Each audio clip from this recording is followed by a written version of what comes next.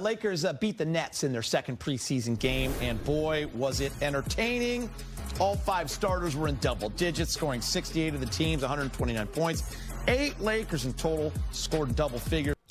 AOH with a little bonus video. I've got bigger projects in the works, but I couldn't resist just taking a quick look at LeBron's preseason bullshit, both his garbage performance on the court, the games that he's skipping, and the lies being told on his behalf.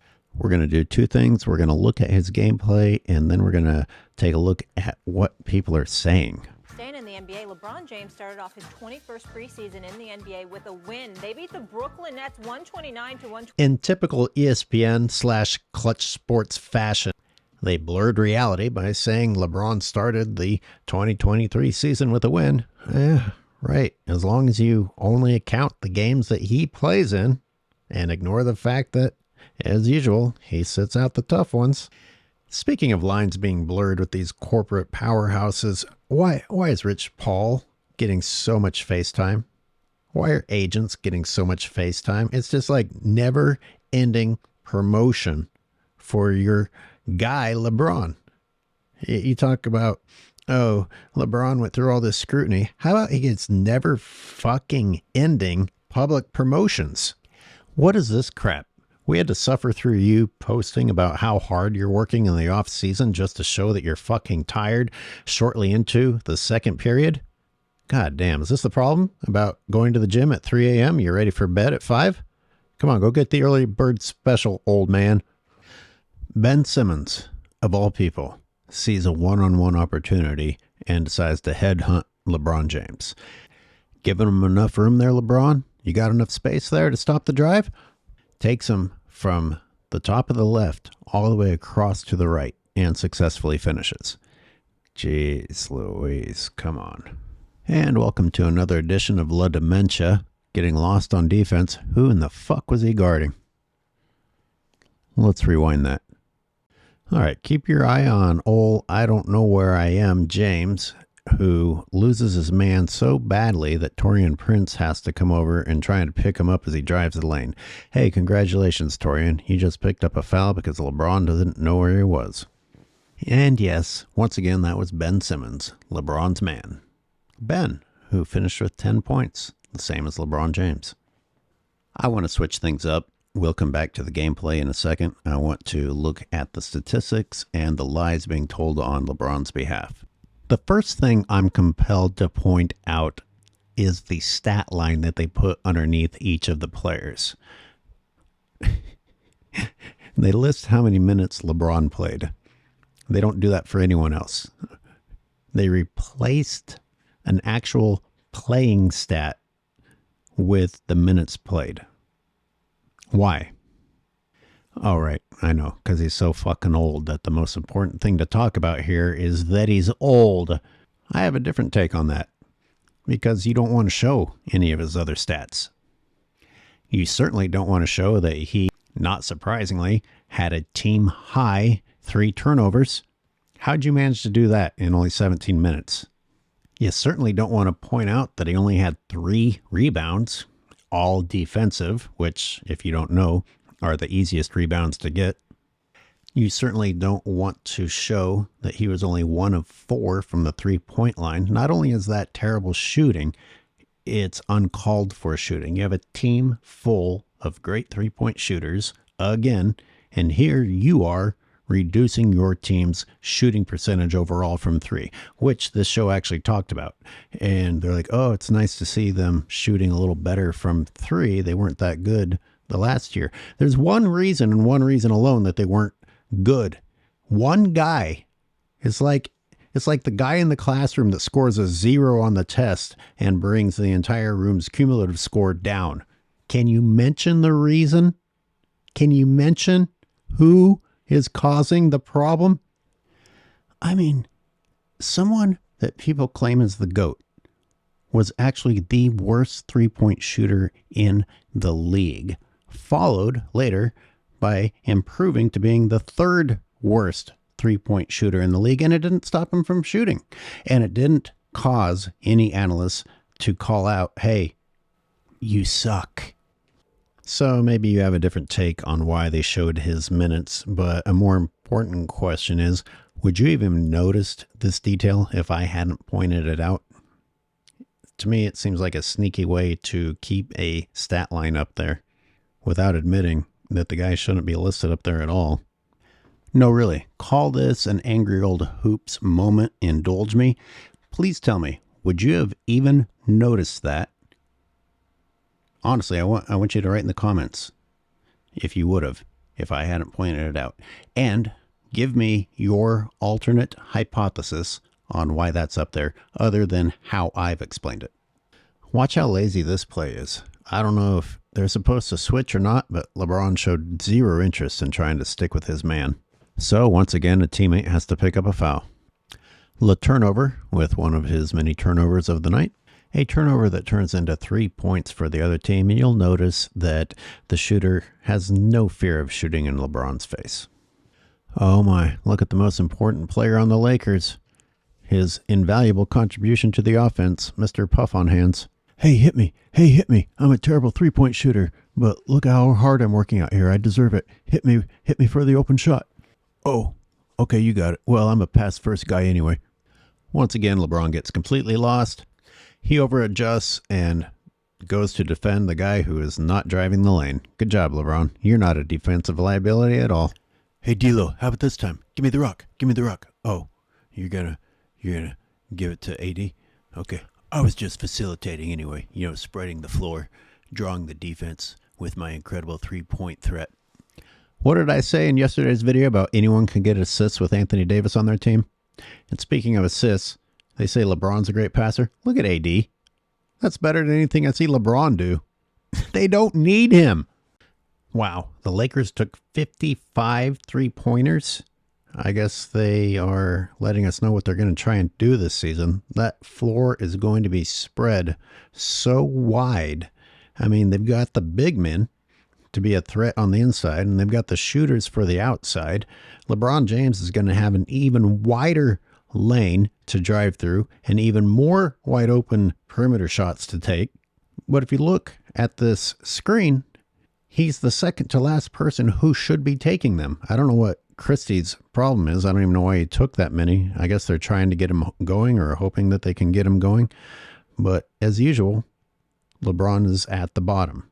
There's no excuse for him to be taking those shots other than selfishness, which brings up a contradiction that these guys said in their very own show. First, they said that LeBron was trying to get others involved, followed shortly later by he was kind of aggressive in trying to get his own. Well, which is it? And as the Lakers carry LeBron most of the game, he finally is like, oh, I've got to get mine, and does one of his typical charges, out of control, traveling, and then throws this fucking thing up in the air, probably because he was expecting to get a foul call. And lucky for him, one of his fucking 5 centers, this one being a 7-footer, is there to throw his garbage into the garbage can. You guys tell me in the comments, was this intentional or not? Because it's hard to say. LeBron is so delusional and so full of himself that even if that was an accident, he's still going to act like it was intentional. So you can't base it on his behavior. Do you think that that was really an alley-oop? You tell me. The Lakers beat the Nets in their second preseason game, and boy, was it entertaining.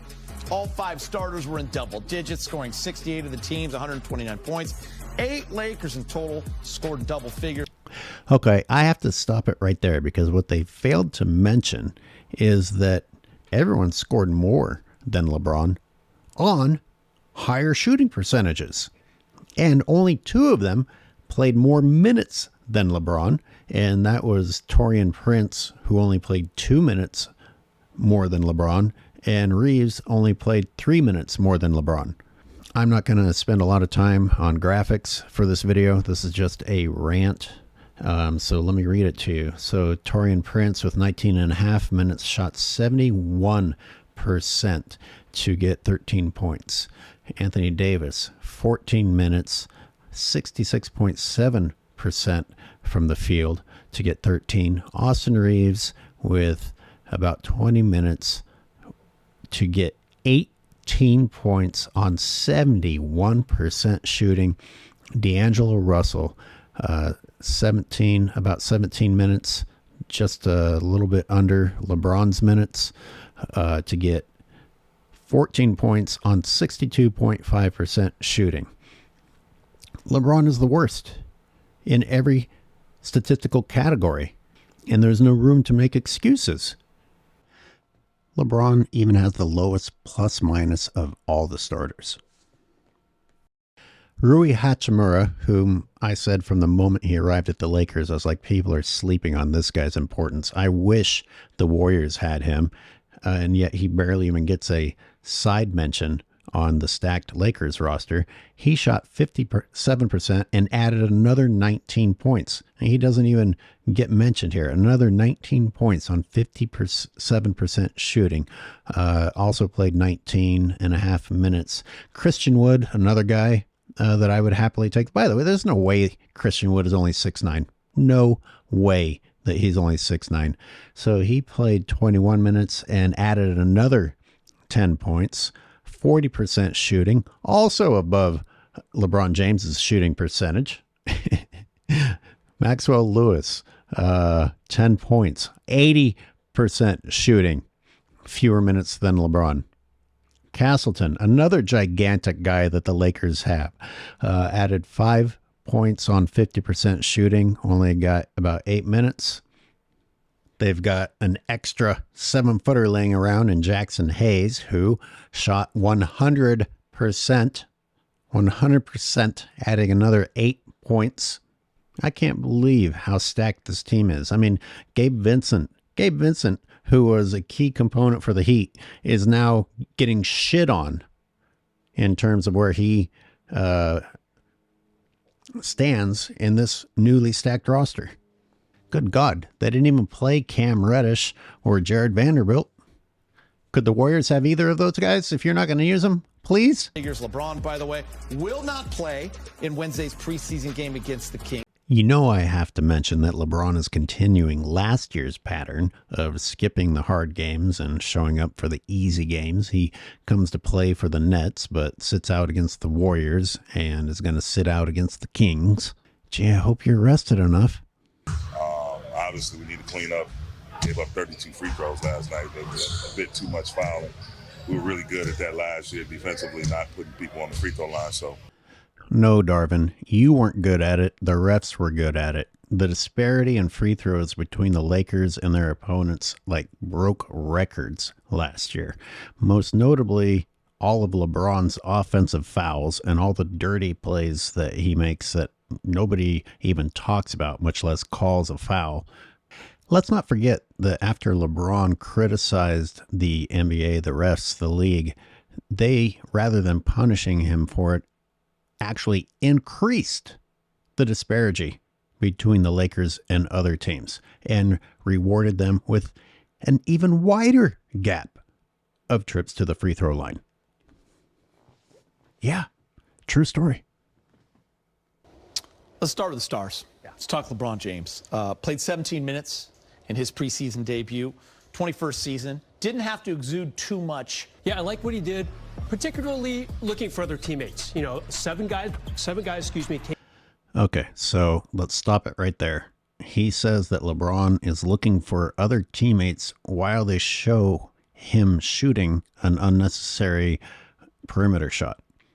Why did D'Angelo Russell have more assists than LeBron James and more points than LeBron James in fewer minutes than LeBron James? And yet people act like D'Angelo Russell isn't even a major asset. We'll take him on the Warriors, please. Yeah, I did like him, kind of trying to find his other guys. Don't get me wrong. He scored his as well, hit a 3. Woohoo! He hit a 3. That is indeed cause for celebration. Every minute he was out there, he knew he wasn't going to play that much, so he wanted to get what he could out of this. So he was a little bit more aggressive on offense, usually he lets the game come to him a little bit more. Just a reminder, at the beginning of the show, they said that they liked that LeBron was prioritizing finding the other players, followed only moments later by admitting that LeBron was being aggressive and trying to get his. Which is it? It doesn't seem to matter as long as it's a bullshit compliment. like playing his game, but he ends up with his numbers because he's good and he has the ball. Do it in his sleep. He is good. So, Prez, LeBron made 3 shots. LeBron made 3 field goals. I repeat, LeBron made 3 field goals, and you saw them. I mean, just stop with the praise already. Why did he take 8 shots? Stop talking about him trying to get other people involved when he's shooting 3 of 8 in only 17 minutes. I mean, that's on pace for having 20-some attempts in the night.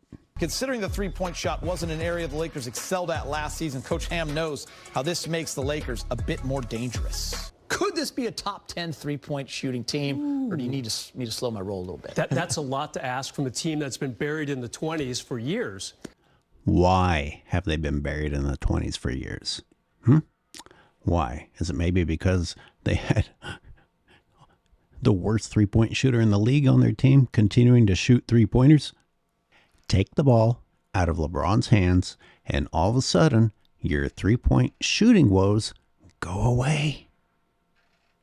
I mean, I can't believe that I can make that factual statement about a player that people actually want to say not only claim carried the Lakers, but claim that he's the GOAT. And the key to winning is to get the ball out of his hands. All right, what did you think of my quick little preseason breakdown of LeBron's suckiness? Please leave me some comments. Please subscribe. Please support. Thank you very much. See you soon.